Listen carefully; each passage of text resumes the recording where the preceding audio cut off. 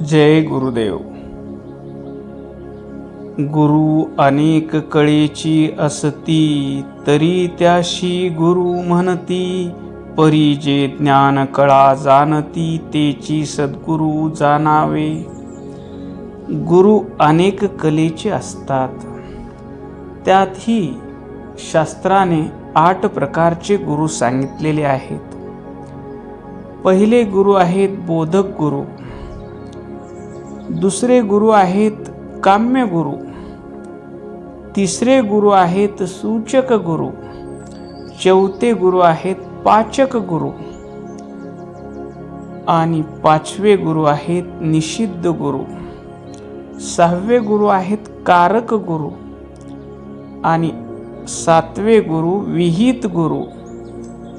आणि 8वे सद्गुरु. या ओवीत माऊली म्हणतात, गुरु अनेक कळेची असती. यात शास्त्राने सांगितलेले 8 प्रकारचे गुरु आहेत, तरी त्याशी गुरु म्हणती. या 8 प्रकारापैकी 7 प्रकारातल्या गुरुला गुरु म्हणतात. परी जे ज्ञान कळा जाणती, तेची सद्गुरु जाणावे. पण जे ज्ञान कळा, जे सद्गुरु आत्मज्ञानाचा उपदेश करतात, जीवाचं अज्ञान दूर करून त्याला शिव स्वरूपाची प्राप्ती करून देतात, तेच सद्गुरु आहेत असं माऊली या ओवीतून सांगतात. आता या ओवीचं आपण सविस्तर चिंतन करू. गुरु अनेक कळेची असती, तरी त्याशी गुरु म्हणती. या जगात विविध कला, विद्या, शास्त्रे आणि व्यावहारिक कौशल्य शिकवणारे अनेक गुरु असतात, जे आपल्याला संगीत, साहित्य, व्यापार, युद्धकला किंवा एखादी भौतिक विद्या शिकवतात. आपल्याला पहिला शिकवणारे वेगळे गुरु असतात. आपल्याला बोलायला शिकवणारी आई असते, चालायला शिकवणारी आई असते. माध्यमिकचे गुरु वेगळे असतात, पुन्हा उच्च शिक्षण देणारे गुरु वेगळे असतात. हे गुरु आपल्याला संसारात जगण्याची साधनं देतात, म्हणून तेही आपल्यासाठी आदरणीय आहेत. पण त्यांची व्याप्ती केवळ भौतिक किंवा मानसिक पातळीपर्यंतच मर्यादित असते. आता शास्त्रानं सांगितलेले गुरु कोणते आहेत त्याचा आपण सविस्तर पाहू. पहिलं आहेत बोधक गुरु. बोधक गुरु म्हणजे शास्त्र सांगणारे, ग्रंथ लावून पोथी सांगणारे, पोथीचा अर्थ सांगणारे, वेदांत सांगणारे, उपनिषद वर प्रवचन देणारे, भगवद्गीता किंवा विविध पवित्र ग्रंथाचं वाचन आणि त्या ओवीचा भाव, त्या श्लोकाचा भाव सांगून शिष्याची बौद्धिक समज वाढवणाऱ्या गुरुला बोधक गुरु म्हणतात. याचं उदाहरण पाहायचं झालं तर एखाद्या मंदिरातील किंवा आश्रमातील कथाकार जे भागवत कथा सांगतात, रामकथा सांगतात, शिवकथा सांगतात किंवा ज्ञानेश्वरीच्या ओवी वाचून त्याच्यावर प्रवचनं देतात आणि लोकांना धर्माचा आणि नीतीचा मार्ग दाखवतात, त्यांना बोधक गुरु म्हणतात. दुसरे गुरु आहेत काम्य गुरु. काम्य कर्माद्वारे, सकाम भक्ती किंवा विशिष्ट विधीद्वारे तुम्ही हा यज्ञ करा, हे सत्कर्म करा, हे व्रत करा, इतकं दान करा, तुम्हाला स्वर्गातल्या सुखाची प्राप्ती होईल, स्वर्गाचं जागा मिळेल, असे सांगणारे गुरु हे ऐहिक जीवनामध्ये प्रगती आणि पुण्यलाभ कसा होईल आणि परलोकामध्ये मेल्यानंतर स्वर्गात तुम्हाला कशी जागा मिळेल यासाठी ते व्रत, वैकल्य आणि यज्ञयाग शिकवतात. याचं उदाहरण पाहायचं म्हणलं तर विशिष्ट इच्छापूर्तीसाठी कुणाला पुत्र होत नाही, त्यावेळेस पुत्र होण्यासाठी कुण्या देवाची उपासना करा, अनुष्ठान करा, वारी करा. त्यानंतर धन मिळत नाही, धन मिळवण्यासाठी विशिष्ट प्रकारचं व्रत करा, नवस करा. याचं मार्गदर्शन करणारे पुरोहित किंवा गुरुजी, याला काय म्हणायचं? काम्य गुरु. तिसरे आहेत सूचक गुरु, सगुण ईश्वराचा बोध करणारे गुरु, जे शिष्याला निर्गुण निराकार परमात्म्याच्या सगुण साकार रूपाची भक्ती कशी करावी, पूजा कशी करावी, नामस्मरण कसे करावे हे सुचवतात आणि अध्यात्मातील पहिली पायरी चढायला मदत करतात. आता लहानपणी आपल्याला आपली आई महात्मा बसवेश्वर, मन्मथ स्वामी, रामकृष्ण यांच्या कथा सांगतात, गोष्टी सांगतात आणि लिंगपूजा करावी, भक्ती करावी अशी मार्गदर्शन करणारे आपले गुरु ते काय असतात? सूचक गुरु. आणि पुढचे गुरु आहेत चौथे पाचक गुरु. पाचक गुरु म्हणजे संसार हा परिवर्तनशील आहे, संसारातलं प्रत्येक वस्तू बदलत असते, आपलं शरीर प्रत्येक क्षणाला बदलत आहे. हे जे दिसे ते नासत, हे जे उत्पन्न झालं आहे त्याचा नाश होणार आहे, हा शिष्याला समजवून सांगतात. आणि वैराग्याकडे आणि आत्मज्ञानाकडे प्रवृत्त करणाऱ्या गुरुला पाचक गुरु म्हणतात. हे गुरु शिष्याच्या मनातील वासना आणि भौतिक जगाचं आकर्षण नष्ट करून त्याला अंतर्मुख करतात. विषयातला आनंद क्षणिक आहे आणि भगवंताच्या नामातला आनंद अखंड आहे, असा बोध हे पाचक गुरु देतात. आणि याचं उदाहरण पाहायचं म्हणजे भगवान बुद्धांनी जेव्हा जगातलं दुःख पाहिलं, वृद्धपण पाहिलं, मरण पाहिलं, आजारपण पाहिलं आणि ज्या रथात ते प्रवास करत होते त्या रथाच्या सारथ्याला विचारलं, हा माणूस थंडीनं का कुडकुडत आहे? तर सारथी म्हणाला, आजारी आहे. दात पडलेली, कमरेतून वाकलेली, काठी घेतलेली म्हातारी पाहिली. अरे ही महिला अशी का झाली? तरी म्हातारपण आहे.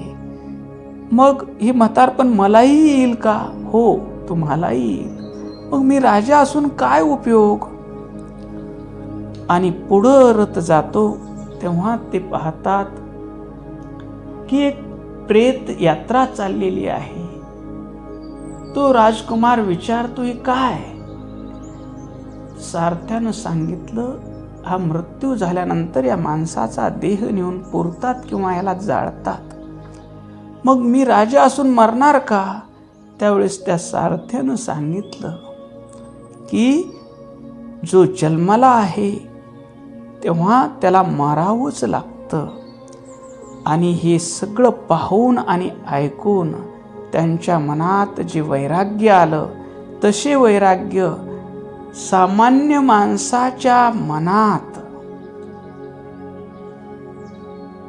ही जाणीव करून देणारे गुरु हे पाचक गुरु असतात. निषिद्ध गुरु, या 8 गुरु मधले एक गुरु आहेत निषिद्ध गुरु.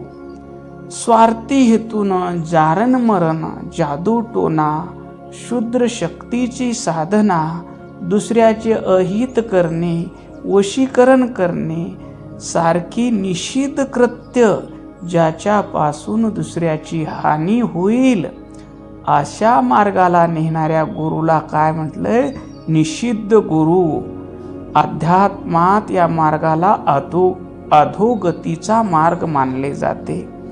अघोरी विद्या किंवा काळी जादू शिकवणारे तांत्रिक जे केवळ तात्पुरत्या स्वार्थासाठी किंवा चमत्कारासाठी चुकीच्या पद्धतीचा वापर करायला शिकवतात आणि अशा निषिद्ध गुरुपासून जो शिष्य ज्ञान घेतो त्या ज्ञानापासून त्याचंही अहित होतं आणि त्याच्यापासून समाजाचंही अहित होतं आणि त्या गुरुलाही सद्गती मिळत नाही, निषिद्ध गुरुला त्या शिष्यालाही मिळत नाही आणि तो ज्यांच्या सानिध्यात जातो त्यालाही मिळत नाही. 6वे गुरु आहेत कारक गुरु. शिव जीव ऐक्य. तू शिव आहेस पण स्वतःला अज्ञानानं जीव मानून बसला आहेस. याचं ज्ञान देणारे गुरु कारक गुरु असतात. जीव आणि शिव हे वेगळे नसून एकच आहेत हा अद्वैत सिद्धांत जे मनावर शिष्याच्या ठसवतात ते कारक गुरु आहेत. उदाहरणार्थ आदि शंकराचार्यांनी अहम ब्रह्मास्मी, मीच ब्रह्म आहे, चिदानंद रूपो शिवोहम शिवोहम हा उपदेश देऊन शिव ऐक्याचं प्रतिपादन केलं त्या वेदांताचं.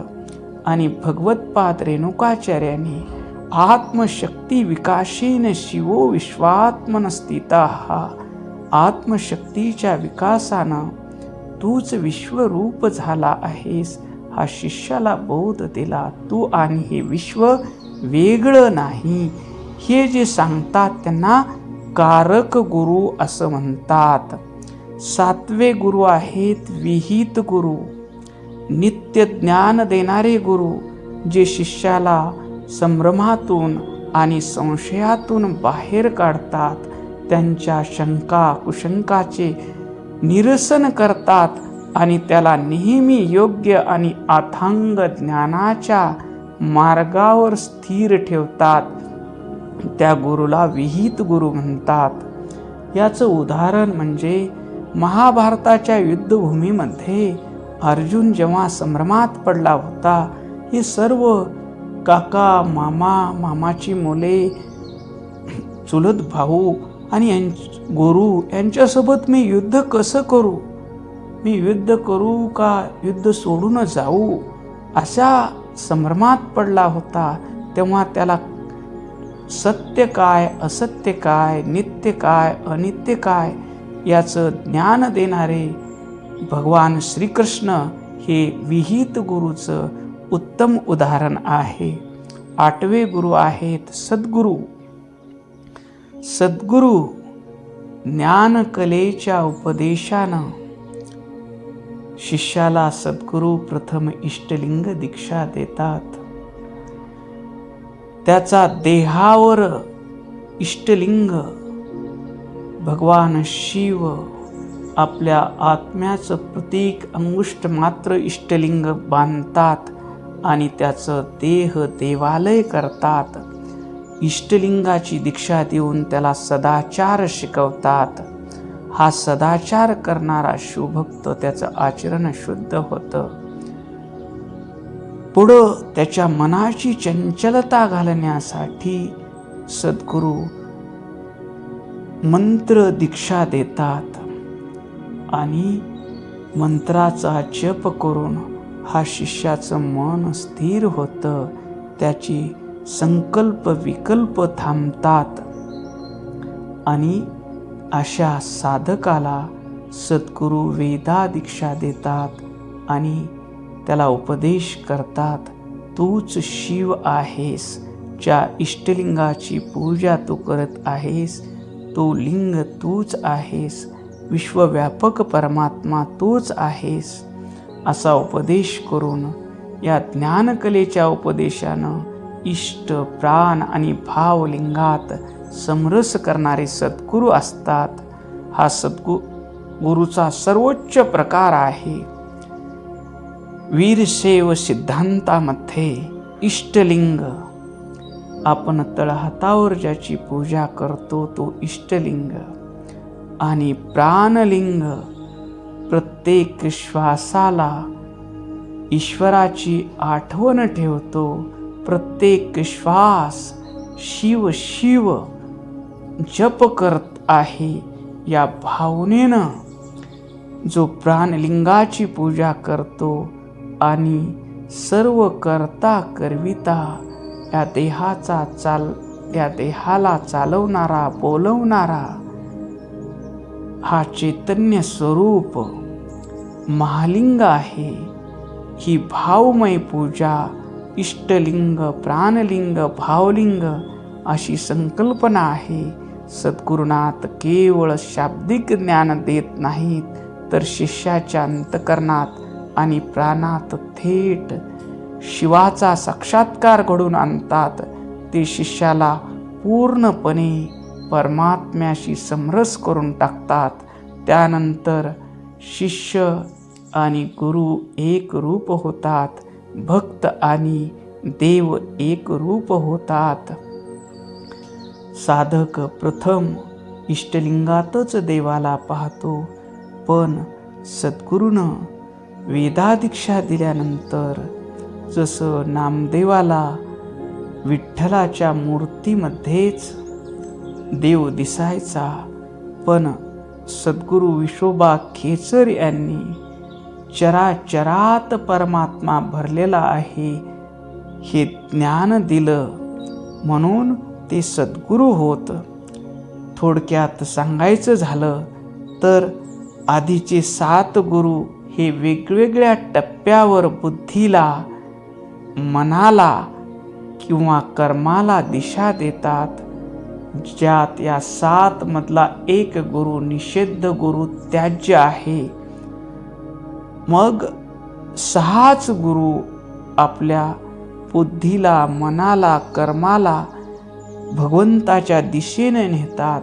परंतु 8वे सद्गुरू थेट तूच भगवंत आहेस, तूच शिव आहेस ही अनुभूती शिष्याला करून देतात.